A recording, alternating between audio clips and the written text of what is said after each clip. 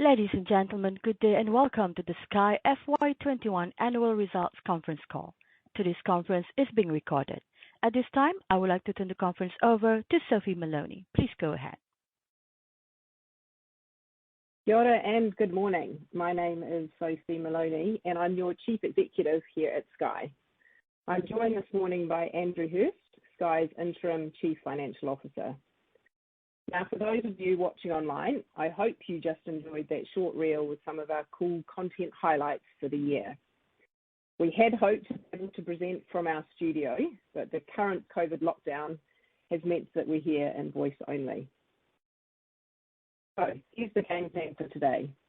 I will shortly give you an overview of the highlights of FY21 before briefly recapping on our strategy. We'll then look at our operational performance before I hand over to Andrew, who will guide you through our financials. We'll then move to the guidance for the year ahead and give some more colour on the outlook we've provided to the market today.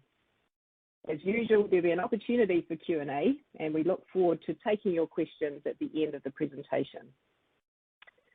But before we talk through the headline numbers, some context for the year. We drafted our annual report and this presentation at a time when fans right across the country were enthralled by the Tokyo Olympics. I lost count of the number of times it was referred to as a games like no other. It was a real privilege for Sky to be able to bring those incredible moments, be it a brilliant high or a devastating low, to homes, workplaces and commercial outlets right across New Zealand. It was a particular privilege to connect families and friends of athletes with those incredibly poignant moments after all of that gut-wrenching training.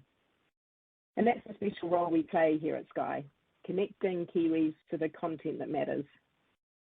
I also reflect on the Olympics because we too did something of the year like no other. I'm very proud of the strong work of our team and the results we've achieved. So, to the headline numbers and 2021 at a glance. I'm pleased to report strong revenue, EBITDA and NPAT that are slightly above our last guidance. These results are in part due to underlying operating improvements and, in part, from one-off items which we'll touch on shortly. Our successes in the year included securing strategically important rights, continuing to stabilise our valuable Skybox space, and growing our streaming customer numbers. But, as I said at the interims, we can and must do better, with FY22 being an inflection point for Sky. It is particularly pleasing to deliver on reduced operating costs, and in the coming period, you'll see us continuing this important trend, as well as returning to revenue growth. And so, to our strategy. We are focused on what matters most, our customers. We're clear on our role and what makes Sky special. We connect to New Zealanders with the sport and entertainment they love in ways that work for them right across Aotearoa New Zealand. And we're clear on what success looks like and how we're going to achieve it. Today we'll give you an update on what we're doing in each of our 4 key focus areas, and I trust that throughout you'll get a good sense of what we call our bedrock: rapid and sustained execution, and being an efficient, adaptive and profitable business. Moving to slide 6. We set out our 3-year targets for you at our Investor Day, and we'll reference some of those targets during today's presentation. While this slide beautifully summarises what we've achieved in FY21, in the interest of time I won't dwell on those here and will instead touch on each area as we progress. I note, however, that the achievements this year set the foundation for Sky's continued turnaround. Turning now to operational performance, and it's no surprise, we're starting with what matters most, our customers. So, turning to slide 8, I start by saying that I'm delighted that we serve 955,000 customers across New Zealand. That is an impressive customer base, and we value our ongoing relationships with each of them. You'll see here that we talk about 16% growth in core customer numbers. Now, we're not being tricky. 12 months ago, we had a number of customers who had Lightbox bundled as part of a wholesale deal, and the underlying growth demonstrates a growth in paying subscriptions. But let's get to the valuable Skybox numbers. We are firmly focused on stabilising that base, and so the improvement in customer reduction from 5.4% in FY20 to 3.8% in FY21 is definitely the right trend to be seeing. And, of course, the rapid growth in our streaming services is a source of pride for the Neon and Sky Sport Now teams, who continue to do an excellent job of attracting new customers and engaging existing ones. Let's briefly take a look at the movements in the Skybox base on slide 9. We report good news in both activations and disconnections. We've returned Skybox activations to growth, up 15% from FY20. And on the disconnections front, we've reduced these by 6%, continuing the positive trend of recent years. Both activations and churn are benefiting from the implementation of test and learn initiatives that are fueled by rich data insights. And yes, it's fair to say we believe we're only just warming up on this front. On slide 10, our churn trends are also very encouraging. You'll see we provide data based on tenure as well as total churn. Total churn for the entire Skybox base has continued the steady reduction we've been seeing over a number of years now, down to 12.2% from 12.6% a year ago, and from 15.3% at FY18, meaning an improvement of 20% in 3 years. The tenure chart focuses on direct customers. With the migration of reseller customers to a direct relationship with Sky, we've added them into the chart from December 2020 based on the length of their relationship with the Skybox service. I note this simply because we weren't able to do it before now.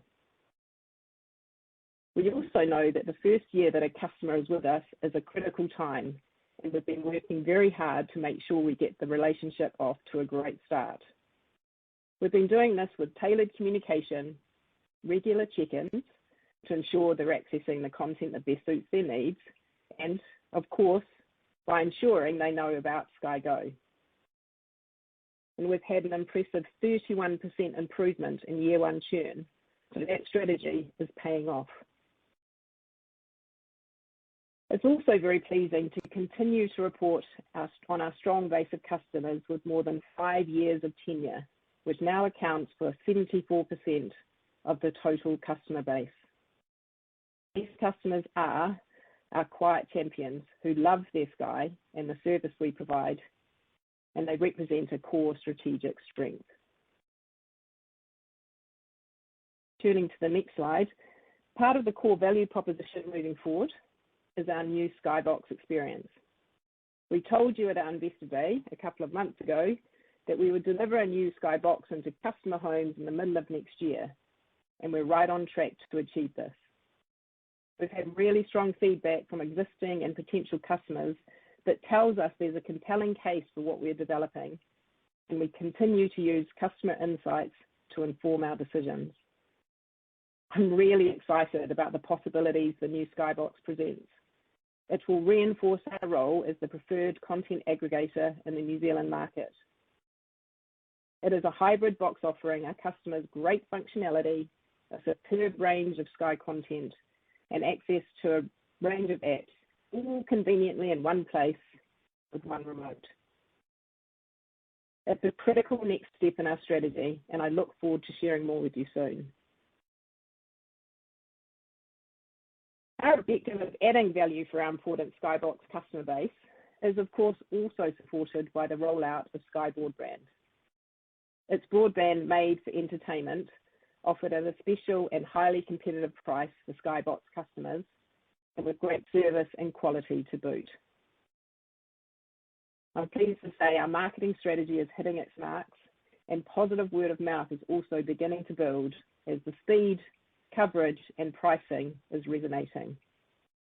It's great to see the trust in our brand and reliability coming through with our loyal customer base. Now, it is early days, so we won't be releasing customer numbers in this round, but we're comfortable that we're on track with our targets, including the 3 to 5% attach rate, FY22. As I noted in my opening remarks, and as is set out on slide 13, we're also happy to report strong growth in streaming. We're adding new customers and we're keeping them. We told you at Investor Day that the key metrics for streaming are engagement, tenure, and growth in customer numbers. Year-on-year engagement for Neon has lifted by 28% and for Sky Sport Now by 15%. While we've seen a slight reduction in average tenure, a number of continuous months customers have been with us, this is actually due to our success in adding new customers throughout the year to grow the underlying customer base. That's delivered total streaming growth of 57%, including 39% for Neon since the merge and 134% for Sky Sport Now. And you'll see when we get to our targets that we expect continued growth. Turning now to slide 14, and our important commercial customers. First up, we do want to acknowledge the impact on many of our commercial customers due to the current COVID lockdown. But looking at FY21, despite challenges from border restrictions, we've seen gradual recovery, and Andrew will touch on this more later. All of our licensed premise customers are now on value-based tiered pricing, which means a more equitable playing field when it comes to valuing the revenue-generating opportunity our content provides to our licensed premise customers.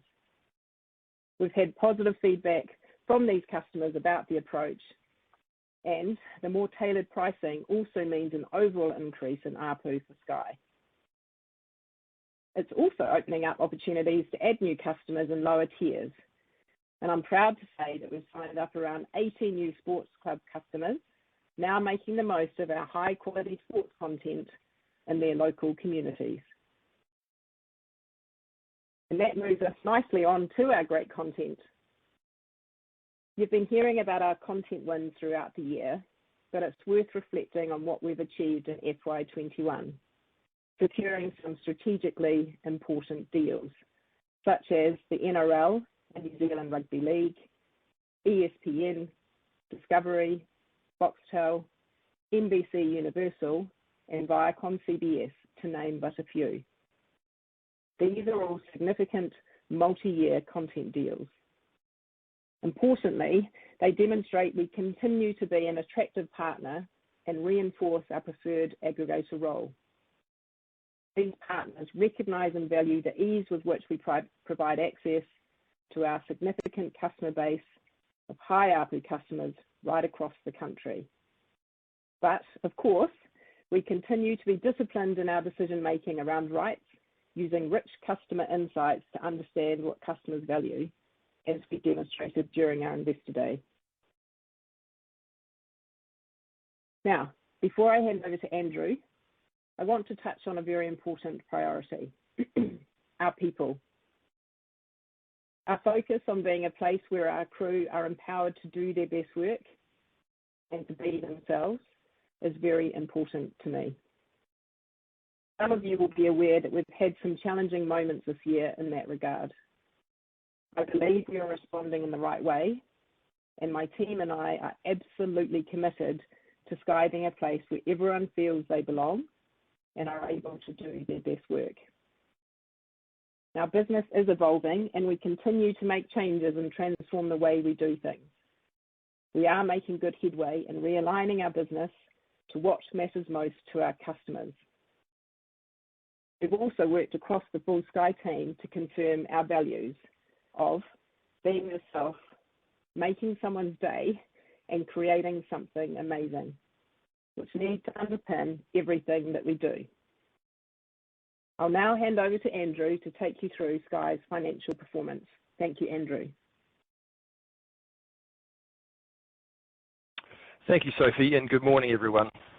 As Sophie said at the top of the call, FY21 has certainly been a year like no other, and the events of the last week just serve to emphasise the ever-changing environment we're dealing with.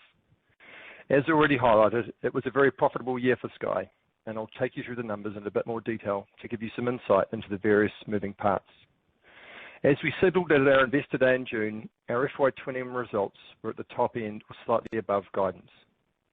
Revenue of $711 million was towards the top end of guidance, while EBITDA of $186 million and net profit after tax of $47.5 million were both above. Revenue was down 4.7% year on year, but once we strip out the direct impact of COVID and other one-offs, the underlying revenue decline was only 3.6%.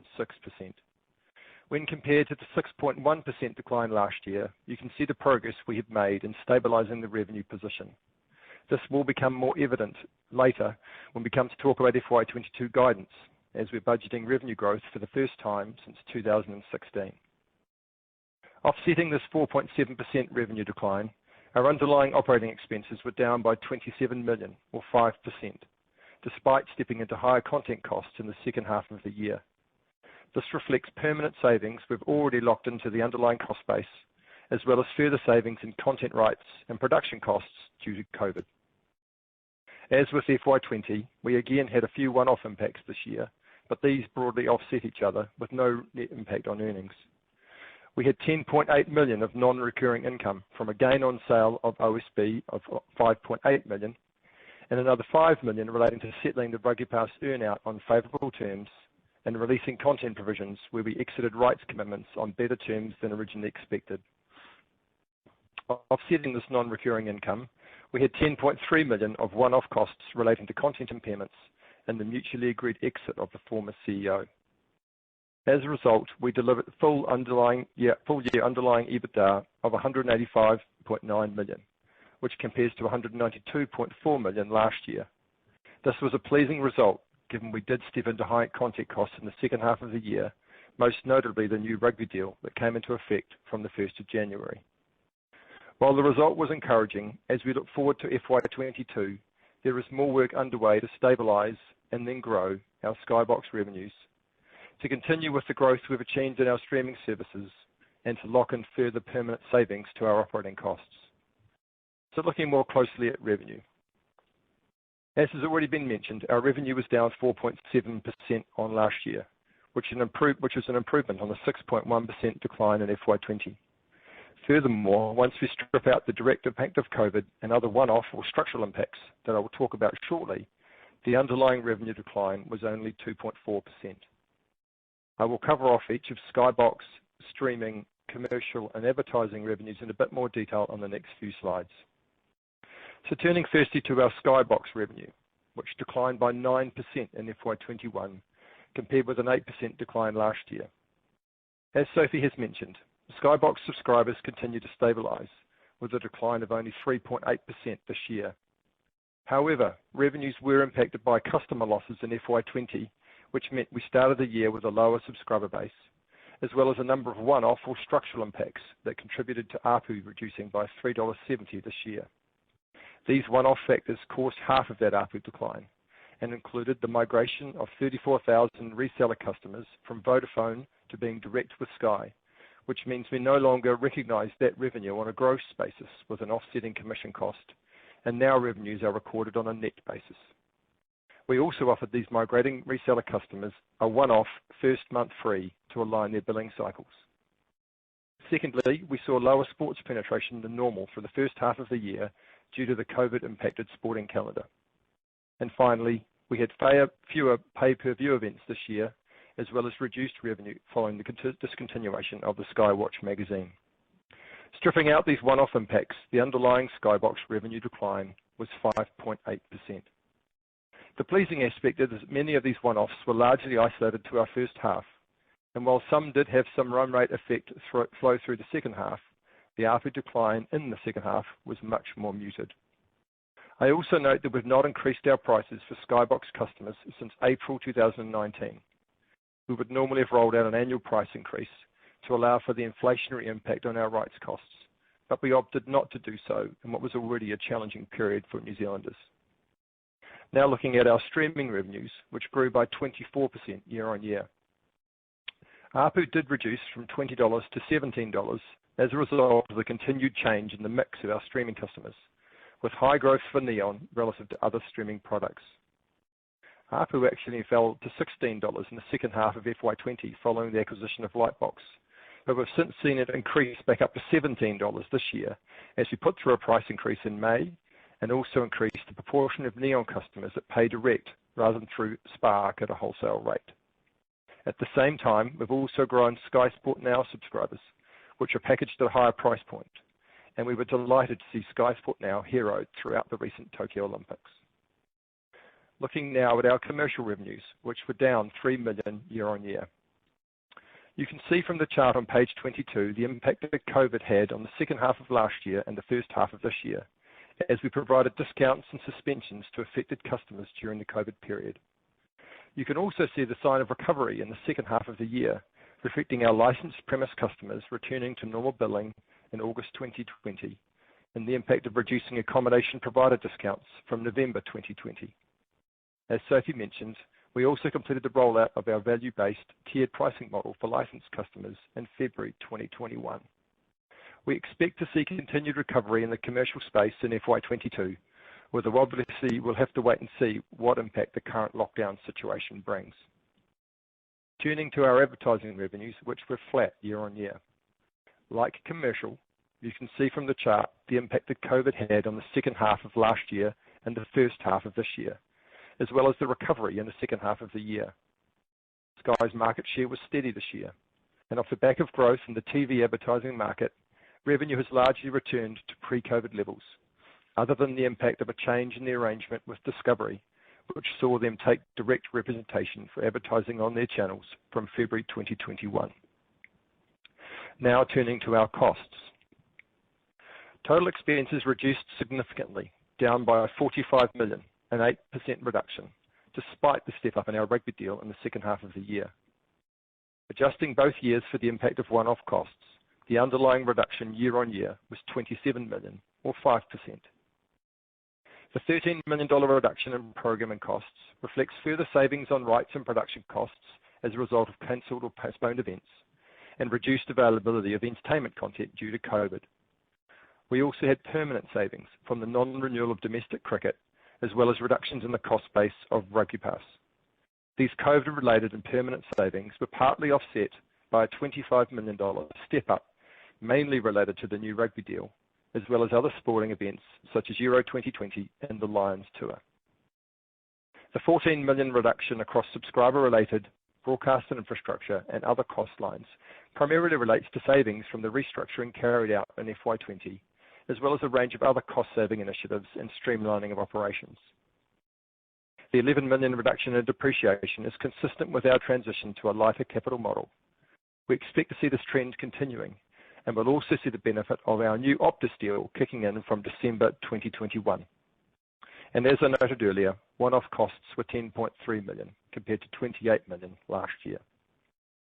On the next slide, we bridge the year-on-year movement in EBITDA. You'll see that we firstly added back the one-off cost of $28 million. So adjusting for these, our normalised EBITDA for FY20 was $192 million. The direct impact of COVID was $8 million, made up of lower commercial revenues, reduced sport penetration over and above normal seasonality, and the impact of lower acquisitions from March to June 2020 carrying into this year and reducing our opening subscriber base.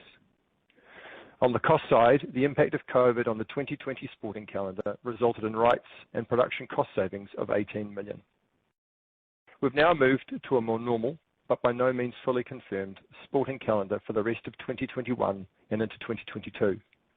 As a result, we do not expect to maintain this level of savings going forward, albeit to the extent the calendar for sport continues to be affected, we would expect further savings relative to our contractual obligations. Our underlying subscription revenue was down $29 million versus last year. This was mainly made up of a decline in Skybox revenue of $50 million, of which $7 million was directly COVID related, offset by streaming growth of $14 million. Once you remove the one-off and other structural changes that impacted our Skybox revenues and ARPU that I talked about earlier, the underlying subscription revenue decline was 20 million, or 3%, versus the 6% decline we saw last year.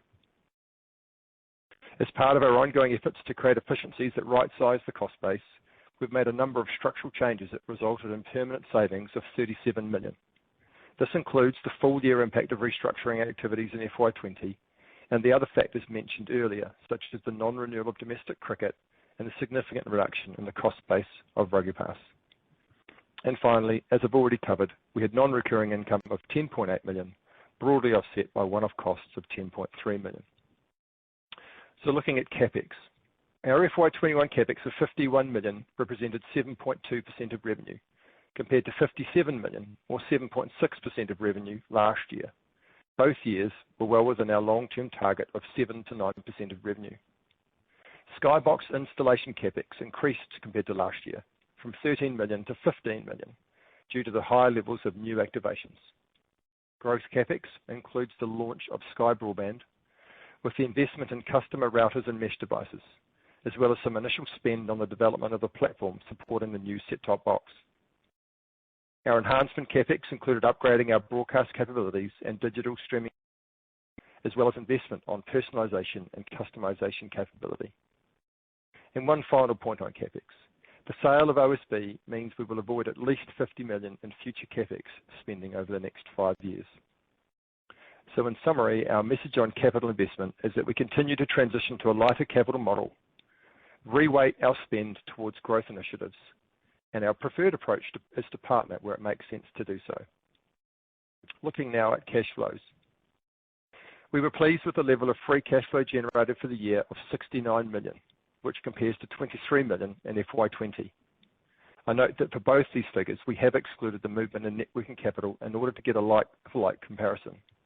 And that's because we had the unusual situation where the cash on hand at June 2020 of 111 million was inflated by a significant level of payables at that time relating to sports rights, where the values were still being negotiated at year end through an equitable reduction process. And just to put that into context, this year we had a cash outflow of 39 million relating to a reduction in these payables, versus an inflow last year from an increase in payables of 18 million. Cash outflows for interest, tax, CapEx and lease payments were all in line with expectations and the prior year, albeit I note we had lower interest costs as a result of repaying our retail bonds, and tax payments were higher this year because we had one extra tax payment which was delayed from FY20. On the 31st of March, we repaid our 100 million of retail bonds out of cash reserves and also received the first 7 million of proceeds from the sale of OSB, with the second instalment of 7 million due in September 2021. As a result, we closed the year with 35 million of cash, together with our 200 million undrawn debt facility. We have significant funding headroom going forward. As we turn now to guidance for FY22, it's important we caveat this with the continued uncertainty regarding the impacts of COVID, with the current lockdown situation only serving to highlight this point. Notwithstanding that, for the first time since 2016, we're expecting revenue growth in FY22, with guidance of 715 to 745 million being above the 711 million level this year. As we've already discussed, we do have a step up in our programming costs in FY22, which, together with the absence of the non-recurring income we had in FY21, means we will see a reduction in our EBITDA and net profit after tax. This means 2022 becomes an earnings inflection point, reflecting this new programming cost base, before we generate revenue growth and further operating cost savings over the next 2 or 3 years. This is reflected in our EBITDA guidance for FY22 of 115 to 130 million, and net profit after tax of 17.5 to 27.5 million. In order to help you navigate through the noise of COVID and the various one-offs in both FY21 and FY22, as well as the step up in our programming costs, on the next slide I'll take you through a high-level EBITDA bridge from FY21 to FY22. I would note that guidance excludes any impact from the potential sale of property. As you'll be aware, we're exploring options to maximise shareholder value through a possible sale of the 3 properties on our Mount Wellington site, with a corresponding leaseback of our main studio and technology facilities. This process has been delayed by the current lockdown as site tours have not been possible. We expect to be able to update the market by the time of our AGM in October. So as we step into the lower level of earnings and cash flow generation in FY22, we expect to reinvest operating free cash flow into growth initiatives such as the new set-top box.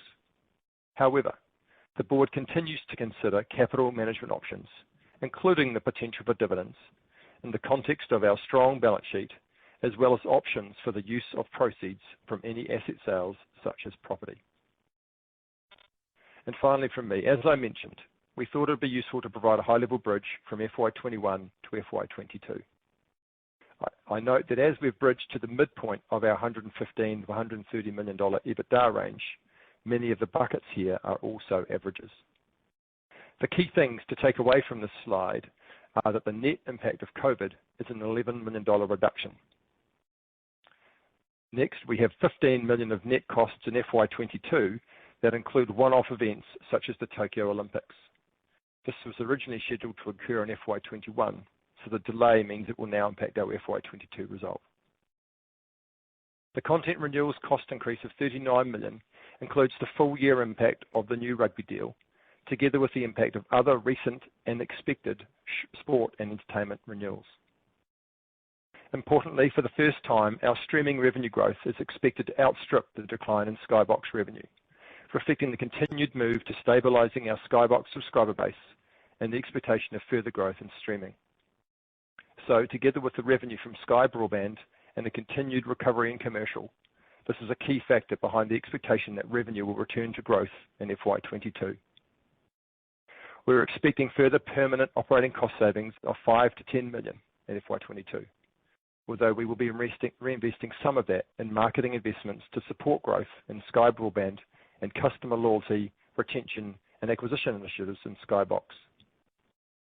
So as I said before, our FY22 EBITDA guidance of $115 to $130 million becomes an inflection point, fully reflecting our new programming cost base, as well as including $15 million for costs for one-off sporting events, before we see the full impact of revenue growth and further cost savings kicking in over the next 2 or 3 years. That was all I was proposing to cover on the financial results and outlook, but there will be a chance for you to ask any questions you might have shortly. I will now hand over to Sophie to wrap things up. Thanks, Andrew. So to finish, on slide 31, we've repeated the 3-year strategy targets we shared with you at our Investor Day. We've also added our 1-year targets for FY22, so you can see the progress we expect to deliver in the year ahead. Now, as we've mentioned, we're at the positive inflection point in Sky's transition, and these targets will allow you to track our progress in delivering on the revenue growth and cost reductions we have firmly in our sights. For this year, that includes revenue growth of up to $35 million. It also includes further permanent operating cost reductions of $5 to $10 million for this financial year, with additional permanent cost savings to be achieved in FY22 that we will see the benefit of in FY23 and beyond. And, of course, we will deliver our new Skybox within our CapEx envelope. Now, as I said at the top of the presentation, we're clear on what success looks like and how we'll achieve it. We have a laser focus on executing brilliantly on our plan, and as I wrote in my annual report to shareholders, I'm hugely optimistic about the future for Sky and remain deeply determined to deliver for our customers, our partners, our crew, and thereby our investors. With that, we're now happy to take your questions, and so I'll hand back to the operator. Thank you, Sophie. Ladies and gentlemen, if you would like to ask a question, please signal by pressing *1 on your telephone keypad. If you are using a speakerphone, please make sure your mute function is turned off to allow your signal to reach our equipment. A voice prompt on the phone line will indicate when your line is open. Once again, please press *1 to ask a question. We will pause for just a moment to allow everyone an opportunity to signal for questions.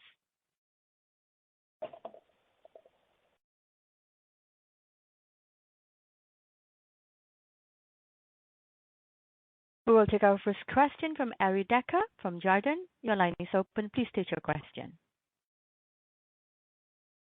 Oh, good morning, and thanks for some presentation.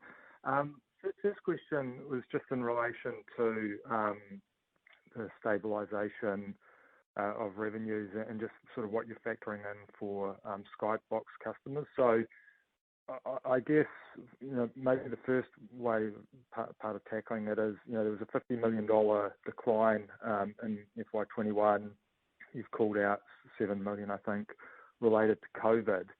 How does that reconcile in your EBITDA bridge to the $29 million decline in FY21? Is that net of streaming gains, is it? I'm going to take that first if you like, but I might get Gareth to jump in as well. Cool. The 7 million of the 50 is obviously directly COVID related, Ari. There's also the impacts of the one-off and structural impacts that I talked about as well as part of that normalisation, because obviously we had a bunch of other things that were unusual in FY21, around some of the migration impacts of the reseller from Vodafone to Sky and the other things that I called out there. So the Skybox decline in FY22 and the EBITDA bridge of $16 million. I mean, is that a revenue midpoint revenue estimate for Skybox decline revenues, or what costs would be netted off the revenues to get that $16 million EBITDA impact? That'll be a revenue number. Okay, so what you're saying is that essentially you're comfortable that, assuming it's a midpoint somewhere between $10 to $20 million of Skybox decline in revenue ex broadband in FY22. Yep. Okay, no, that's obviously quite a marked reduction from sort of the circa 50 million we've seen in the last few years. And I guess the second half run rate on sub loss was, it's still it's a big improvement on recent years, but it's still sort of, I think it was 11 or 12,000. What are the key drivers of sort of that more positive view in FY22? Maybe it's a combination if I can leap in. Oh, you go, Sophie. Yep. Sorry, I was going to leap in and say, I do think, Ari, the stabilising we're seeing, some of that is that we're getting to those very loyal customers. We talked about the 74% being with us more than 5 years. But it's also we're actually just getting better at our craft, getting better at understanding what content matters and engaging with our customers in a much better way. So I think the test and learn initiatives, which Corey talked about during our Investor Day, are really starting to show up. That first year retention. So as I said, we felt like, and as we talked about Investor Day, we're only just getting started. So we expect to see those benefits continuing and growing this financial. Andrew, did you have anything more salient to add on that one? Oh, I was just really going to call out, I suppose, that our churn run rates going and coming out of FY21 are actually pretty good, and that a lot of it is driven by a lower churn. Ari? That's good. Yeah. Okay. No, thanks. That's all for that one for now. And then just on the costs, and recognise that you've obviously already gone through and taken a decent amount of permanent costs out. You're sort of looking to do kind of, I guess, somewhere around half of the 3-year target savings in FY22 in terms of further permanent cost savings. Like, have you, at what point will you sort of look through, the business and I guess, see if there's more opportunity, I guess, on that front? Because I guess, particularly around the programming costs, and I guess there's a bit more coming with the rugby league. The overall cost base is very high, and that $10 to $15 million, even as a percentage of, I guess, non-programming costs, isn't that high. Is there an opportunity to look at whether that, that 3-year target could be extended and more cost savings found? Yeah, so I'll leap in, Ari. I suppose the first thing to say, that's a minimum, and we obviously always want to make sure that we outperform. And so my response to that is yes, we're going to be very focused, and we're looking at everything that we're doing across the piece in terms of what we're producing, and it's all about what value does it drive to customers. So I just reiterate that this is a minimum that we want to be achieving, and I'm obviously going to be pushing the team to outperform. Sure. Okay. In terms of the commentary around capital management, including dividends, I guess I just sort of want to differentiate, and we'll see if there's a differentiation in what you're saying between sort of where you're at on the operating side of the business versus potential divestment proceeds. So, I mean, obviously there's the prospect that you could release a significant amount of cash out of property sale, and I guess what would be just a partial lease back, given that you're only looking at leasing back Studio One. So are those comments at this point sort of related to there potentially being capacity to release some money, contingent on that exit? Or are you also sort of saying that your confidence in the stabilisation of the business, which is obviously subject to still material drop in earnings this year, is driving your consideration of capital management and dividends? Look, I think it's probably more the former, Ari. I think we are stepping into a year. We generated 69 million of free cash on our result this year. We're looking at a lower level of earnings next year. We're still with positive cash flow generation, but it will be a lot lower.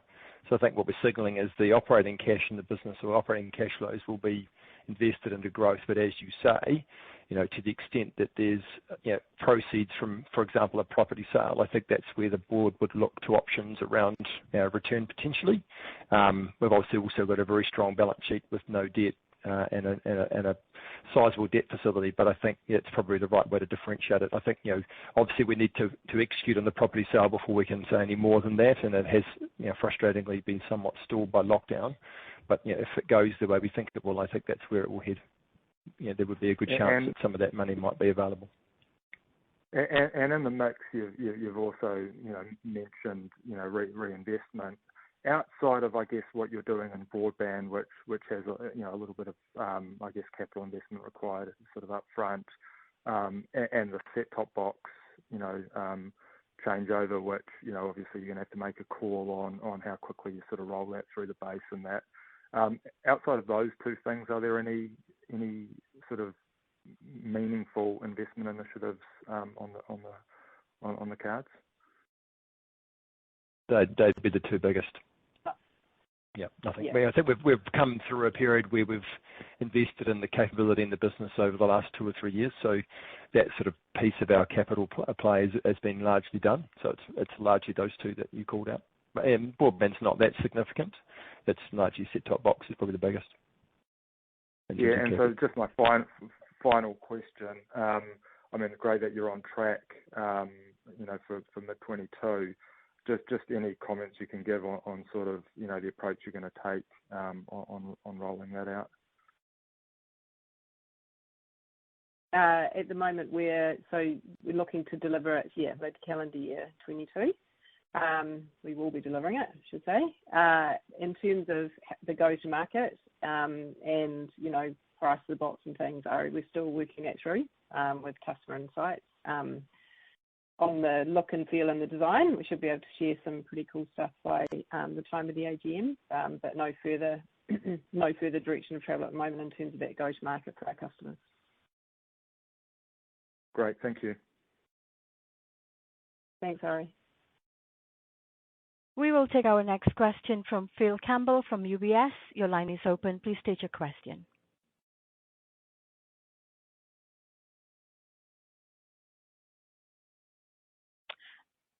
I beg your pardon, Aaron Ibbotson from Forsyth Barr. Please go ahead. Yes. Hi there. Good morning. Can you hear me? Yeah. Hi, Aaron. Perfect. Yes, I have two questions, if I may. So the first one is just to get a head around programming costs or content costs for FY23, I guess. You referred to the Olympics, etc., as sort of one-off or event costs. Just thinking for FY23, am I right in assuming that the NRL, there will be a step-up there that's largely offsetting the sort of quote-unquote one-off nature of the Olympics, and then will there be another Olympics in 24, 25, or is that too early to talk to?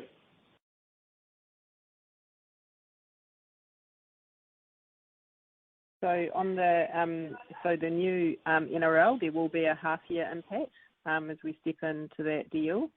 But I would need help from Andrew and Gareth in terms of your query around the offset. Certainly, from my perspective, it's less than the Olympics in terms of that step up. But Andrew or Gareth, is there anything further we can share at this stage? No, I think you've covered it. I think that's exactly it. It won't be as significant as the impact of the Olympics, but it will be a half-year impact, yeah.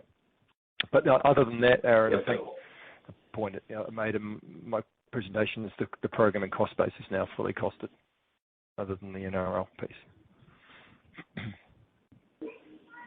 Okay, but on an annualized basis, it will still be smaller than the effect of the Olympics dropping out. Is that what you're saying?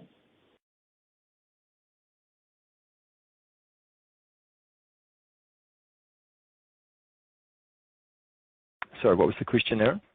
I missed that, sorry. On an annualized basis, so, the NRL step up on an annualized basis, will it be smaller than the drop off out of the Olympics? That you're talking to fully costed here, so we obviously want to try to figure out what you've actually committed to, not I think our overall costs in Sure. I think our overall costs will be lower in 23 than they are in 22.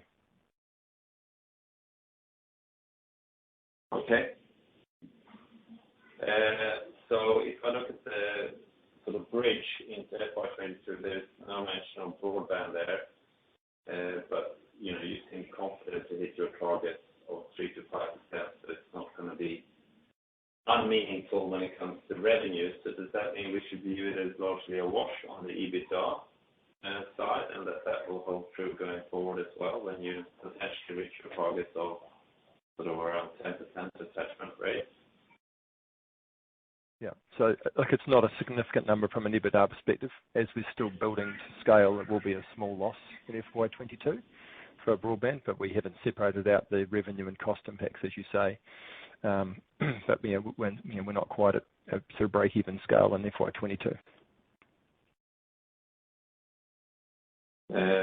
But so, attachment rates, let's say if you take your main point of 4%, so 2%, that's still loss-making. But if you do hit your sort of 8-9% attachment rate, is that scalable enough to have a meaningful contribution on the EBITDA level? At that point, we definitely will be breaking even or better. Yeah. Okay. Thank you. Welcome. Thanks, Aaron. Ladies and gentlemen, once again, please press star 1 to ask a question. That is star 1 on your telephone keypad. We'll take our next question from Phil Campbell at UBS. Please go ahead, Phil. Morning, guys. I just had a question around kind of broadband and Skybox. Just could you just give us a bit more colour in terms of what's the definition of the attachment rate? And then the second question, I know it's pretty early days, but I'm just wondering if there's any insights from the broadband rollout in terms of behaviour of the bundling and what it's doing to possibly churn or any other impacts. Maybe if I go first, Andrew, on that second part. Thanks, Phil. Sure. A bit too early to be calling, the churn improvements at this stage. However, obviously the international precedent does talk to that. What I can safely say, and which we shared with our board yesterday, is that the launch has gone very well. The customers who have Sky Broadband are loving the reliability, the speed and the price. So, and as we talked about, you only get one chance to get that right. So, and we're starting to see that some of that advocacy coming through. So it's early days, but we're really happy with the start that we've made, which comes back to that, reliability and trust in the service that we're delivering. And just on your question of attachment. Yeah. Yeah, you go. So in terms of the attachment, Phil, we're just talking about the number of our Skybox customers that have a broadband subscription. So a 5% attachment is 5% of our Skybox customers having broadband as well. Okay, so it's not attachment on the gross adds. No, it's attachment on the total base. Okay. So we're calling out, Great. for example, we had 550,000 box customers at the end of the year. So we're talking about 3 to 5% on effectively that number, or the equivalent of that number. Yeah, no, that makes sense.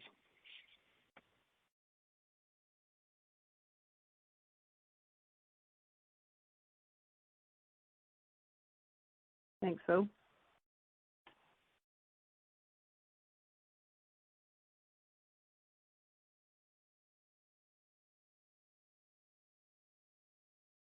Hi, speakers. We have a follow-up question from Ari. Would you like to take them? Yes, sure. Thank you. Ari, your line is open. Please go ahead.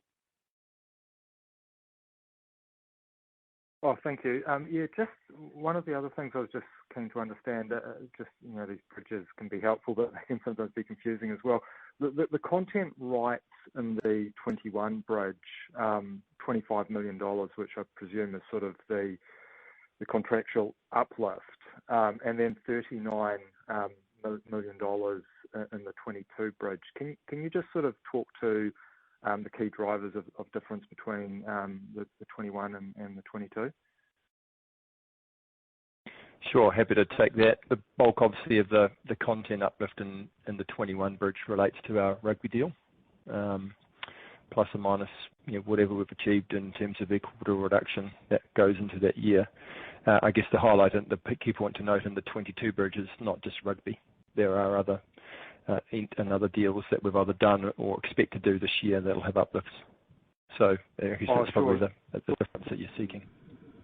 Yeah, okay. So two things then. So the 25 net of actual equitable reduction, I mean, I thought that might have sat kind of in the COVID stuff, but the 25 net of that, and then the 39's got extra. Just on, in terms of other rights, I guess just in terms of that, given a number of those deals were co-exclusive, does that mean that there was still underlying inflation, even though you were sort of giving up, potentially some co-exclusivity in those other deals? I think that I will take that, Andrew.